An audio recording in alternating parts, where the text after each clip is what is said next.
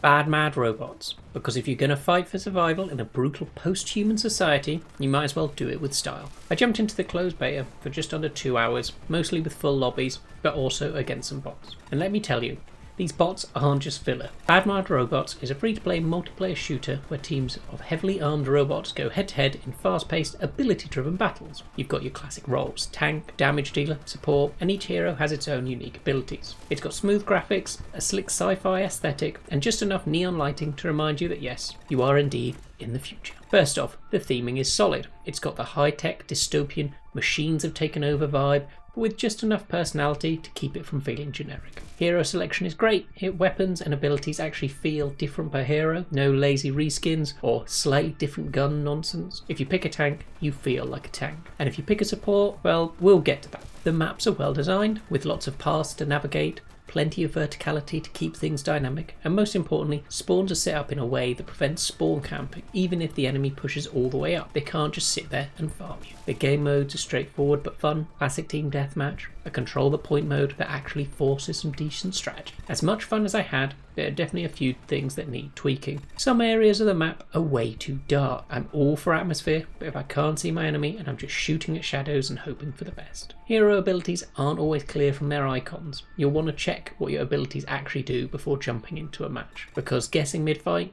not ideal. Balance is questionable. Some heroes feel great, and others feel like they were just added out of obligation. Smasher, an absolute menace. Running in, wipes teams, walk away like it's nothing. Meanwhile, Pulse, the support, feels like it's just there to remind us that healing exists. This was a surprise. The AI bots are actually decent. They're set to max difficulty in the beta, and honestly, I saw them outplaying a good chunk of the real players. Positioning, aiming, objective control, they weren't just standing around waiting to shoot. In some matches, they felt more like actual teammates than other humans. Now, every multiplayer game needs a strong player base, but it's not just about getting people in, it's about keeping them engaged. And that's where Bad Mad Robots has a lot to go beyond just solid gameplay. It's a crowded genre where good enough just isn't enough. The esports push is interesting.